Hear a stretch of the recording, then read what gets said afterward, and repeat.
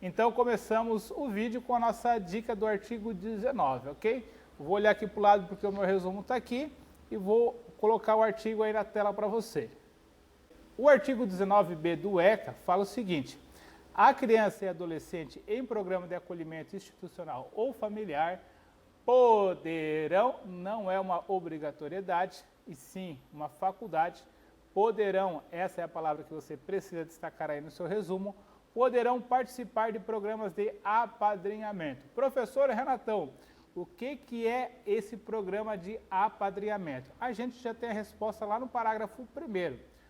O apadrinhamento consiste em estabelecer e proporcionar à criança e ao adolescente vínculos externos à instituição para fins de convivência familiar e comunitária, e colaborando com seu desenvolvimento nos aspectos social, moral, físico, cognitivo, educacional e financeiro. O que isso quer dizer? A criança e o adolescente, eles podem ter um apadrinhamento. O que é esse apadrinhamento? São pessoas que vão auxiliar fora da instituição esse convívio nesses setores da criança e adolescente. Vão ajudar ela a desenvolver intelectualmente, psicologicamente, vão proporcionar lazer, vão proporcionar outras formas de tratamento que não seja aqueles vinculados à instituição a quais essas crianças estão ligadas, certo? Então são formas de ajudar as crianças. O que a gente precisa entender que pode ser pegadinha de prova é que não é uma obrigatoriedade, é uma faculdade, poderá ter esses programas de acolhimento, certo? Se cair uma questão na prova dizendo que é obrigatório, está errado, beleza? Sigamos. Parágrafo 2º. Podem ser padrinhos ou madrinhas pessoas maiores de 18 anos, não inscritas no cadastro de adoção, desde que cumpram os requisitos exigidos pelo programa de apadrinhamento que fizerem parte. Então, pode ser qualquer pessoa maior de 18 anos. O artigo aqui, o parágrafo, não diz que precisa ser um casal, precisa ser uma família, qualquer pessoa maior de 18 anos e que ela não esteja vinculada a nenhum programa de adoção, ela não está naquela espera de programa de adoção, certo? Vamos lá. E uma pergunta que pode vir: ah, Renato, somente pessoa física pode fazer o papel de apadrinhamento? Não. Vamos ver o que diz lá o parágrafo 3º. Pessoas jurídicas podem apadrinhar crianças ou adolescentes a fim de colaborar para o seu desenvolvimento, certo? Uma alteração aí do ano de 2017. Sigamos. Parágrafo 4º. O perfil da criança ou do adolescente a ser apadrinhado será definido no âmbito de cada programa de apadrinhamento com prioridade para a criança ou adolescente, com remota possibilidade de reinserção familiar ou colocação em família adotiva. Então esse parágrafo 4º aqui não deve cair em prova, está dizendo ali que o perfil ele vai ser definido com cada programa institucional, ok? Tranquilinho, não deve ser questão de prova. Parágrafo 5º. Os programas ou serviços de apadrinhamento apoiados pela Justiça da Infância e da Juventude poderão ser executados por órgãos públicos ou por organizações da sociedade civil, certo? Ou seja, instituições privadas. Se cair uma questão na prova dizendo que os programas de apadrinhamento só podem ser feitos por instituições públicas, errado. Parágrafo 5º do artigo 19b está dizendo que por sociedade civil, ou seja, sociedade privada também pode auxiliar nesse processo de apadrinhamento, ok? Assunto importante esse apadrinhamento em questões de concurso público. Sigamos. E o parágrafo 6º aí que vai finalizar o artigo 19b diz o seguinte: se ocorrer violação das regras de apadrinhamento, os responsáveis pelo programa e pelos serviços de acolhimento deverão imediatamente, que é uma obrigatoriedade, notificar a autoridade judiciária competente. Então, se ocorrer qualquer violação, não é que pode notificar, obrigatoriamente é obrigatório haver essa notificação. E ela tem que ser imediatamente, não tem prazo, tá? Se cair na prova uma questão dizendo que a violação do apadrinhamento tem prazo de 10 dias, está errado. Essa violação, ela precisa ser comunicada obrigatoriamente e imediatamente. Então você vai fazendo um resumo aí no seu caderno. Violação do apadrinhamento, obrigatoriamente e imediatamente. Beleza? É assim que a gente faz os mapas mentais, que a gente reduz os assuntos cobrados de concurso público e a gente consegue acertar as questões na prova. Certo? Vamos lá. Artigo 20. Os filhos havidos ou não na relação do casamento ou por adoção terão os mesmos direitos e qualificações, proibida quaisquer designações discriminatórias relativas à filiação. Então, não importa se você é filho do seu pai, da sua mamãe, da sua família tradicional, se você é filho de um casal separado, se você é filho de rapariga, filha de amante, filho de amante, não importa, né? Um amante homem ou amante mulher, não importa, você tem os mesmos direitos, certo? Sigamos, artigo 21, o pátrio poder, esse termo aí já não existe mais, está riscado inclusive na lei. Agora o texto do artigo 21 diz o seguinte: o poder familiar será exercido em igualdade de condições pelo pai e pela mãe, na forma como dispuser a legislação civil, assegurado a qualquer deles o direito de, em caso de discordância, recorrer à autoridade judiciária competente para a solução de divergência. Então, o que a gente precisa se atentar aqui do artigo 21? Nem o pai tem uma autonomia, uma autoridade maior sobre o filho, sobre a criança ou adolescente, nem a mãe. Se cair uma questão na prova dizendo que o pai tem uma autonomia maior e prevalece por qualquer outro motivo, porque ele sustenta, porque ele é o chefe da família, está errado. O mesmo acontece se for uma mulher, porque a mulher é a provedora dos alimentos, dos recursos, o pai está desempregado. Não, todos os dois têm os mesmos direitos, inclusive se um quiser se sobrepor sobre o outro, pode acontecer, inclusive, processos judiciais para assegurar esse direito, no caso da parte que se sentir coagida, certo? Não pode, ambos têm os mesmos direitos, certo? Sigamos. O artigo 22 traz o seguinte para a gente: os pais incumbem o dever de sustento, guarda e educação dos filhos menores, cabendo-lhes ainda, no interesse desse, a obrigação de cumprir e fazer cumprir as determinações judiciais. Olha só, vou ler e vou mostrar para você quais são as palavras que você precisa destacar desse artigo 22 que vão ser pegadinha na sua prova. Os pais incumbem o dever de sustento, então é obrigatório o sustento dos pais. Obrigatório para quem? Estamos tratando aqui do Estatuto da Criança e Adolescente, então obrigatório para criança e adolescente. Também a guarda e a educação dos filhos menores, cabendo-lhes ainda, no interesse destes, a obrigação de cumprir e fazer cumprir as determinações judiciais. Então, os pais têm duas obrigações, a de sustentar e também cumprir as obrigações judiciais que forem impostas. Então, vamos supor, caso seja um pai agressivo, bata na esposa, que bata nos filhos, então além de ele ter a possibilidade de ser afastado do seu lar, ele vai ser obrigado a prover o sustento dessas crianças ou adolescentes e ainda assim cumprir essa decisão judicial, certo? Pode inclusive perder o direito de ver os seus filhos, mas não perde o direito de sustentá-lo, os seus filhos. Beleza? Sigamos. Parágrafo único. A mãe e o pai ou os responsáveis têm direitos iguais e deveres de responsabilidades compartilhados no cuidado e na educação da criança, devendo ser resguardado o direito de transmissão familiar de suas crenças e culturas, assegurados os direitos da criança estabelecidos em lei.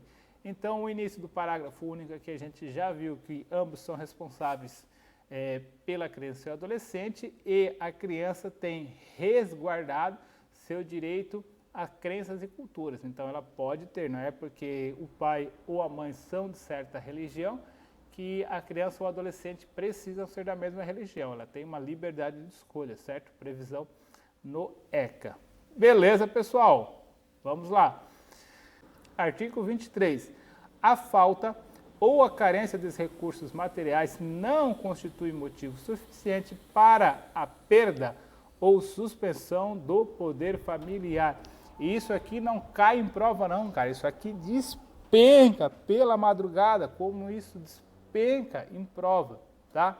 Vem N histórias, vem N histórias. A hora que a gente começar a resolver as questões, você vai ver como isso aqui cai nas questões.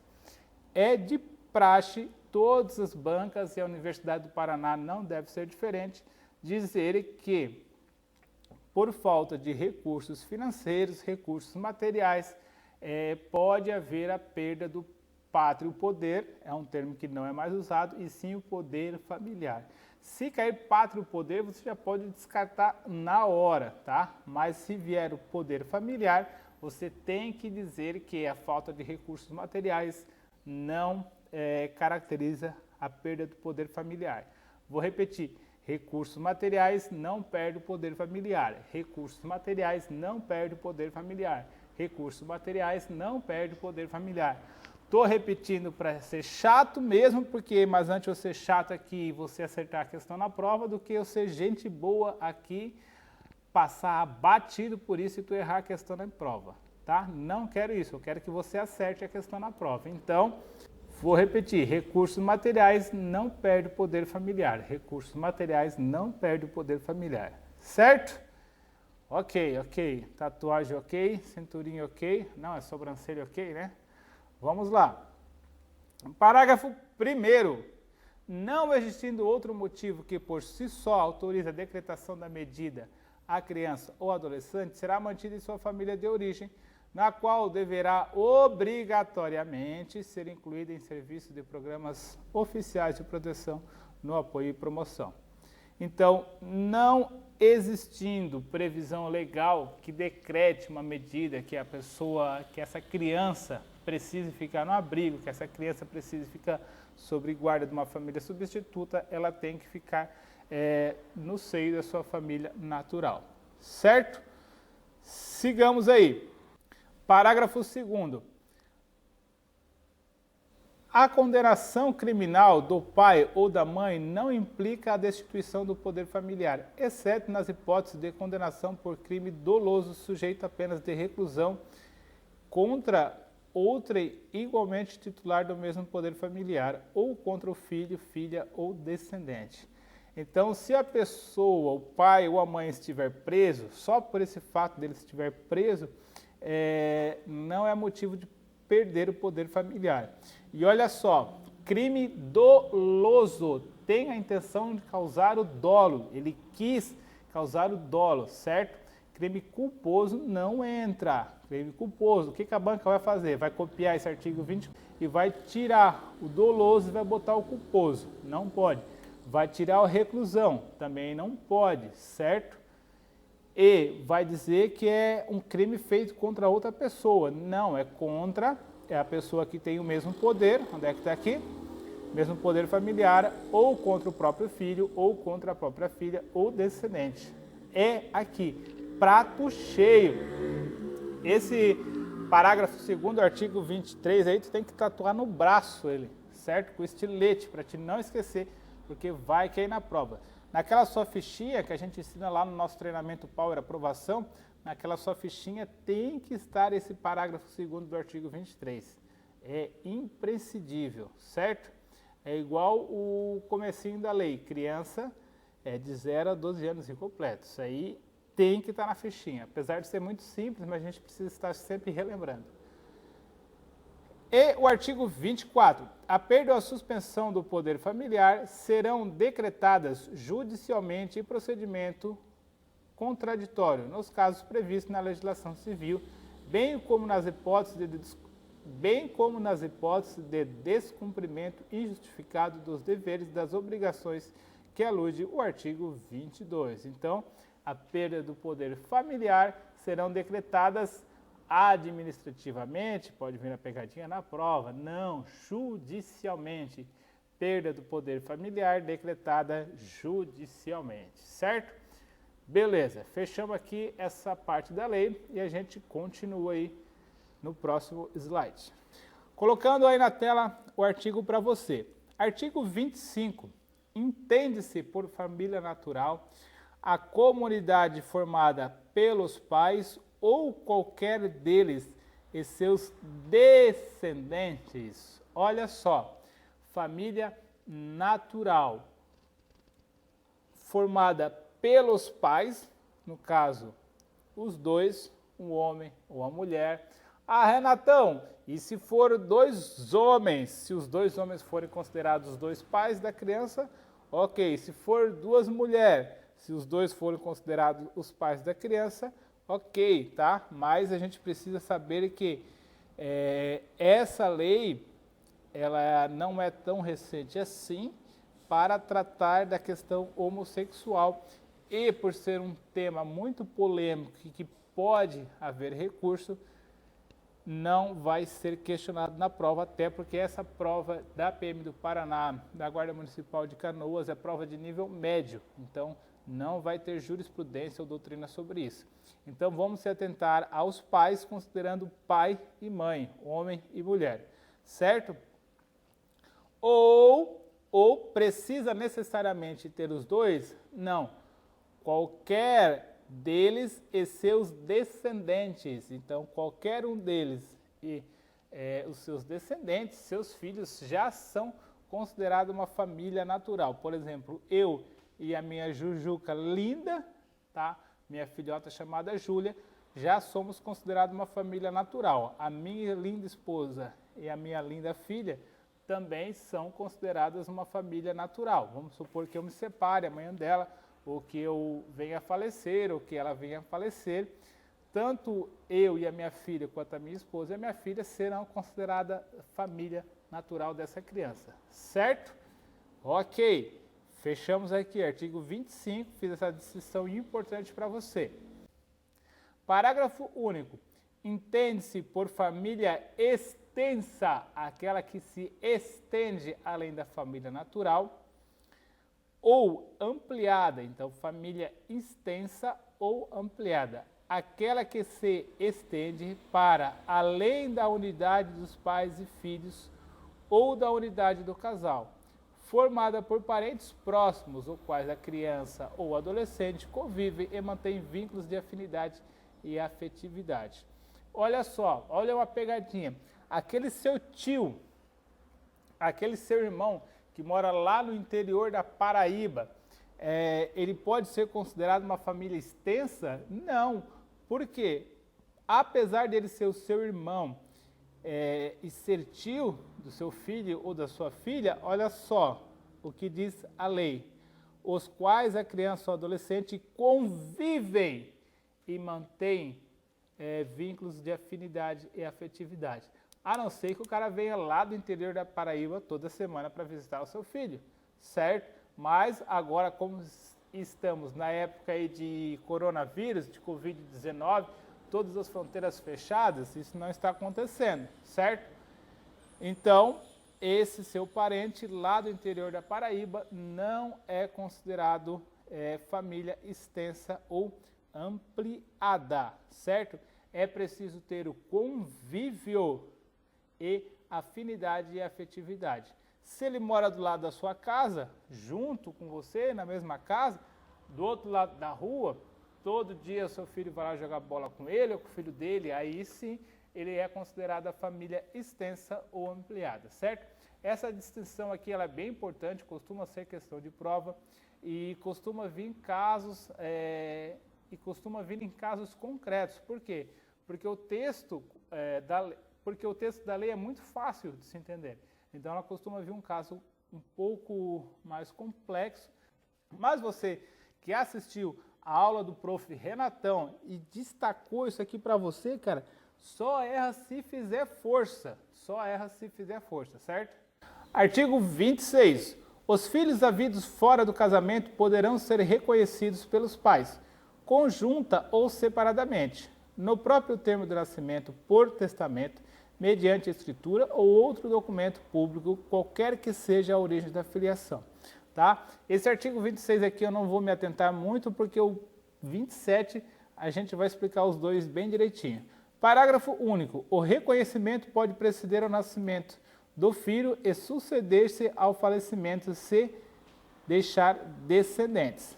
E o artigo 27, que aí agora eu vou explicar tudo para você. O reconhecimento do estado de filiação é direito personalíssimo da pessoa não pode ser feito qualquer negociação que tire seus direitos de ter o registro de pai e mãe.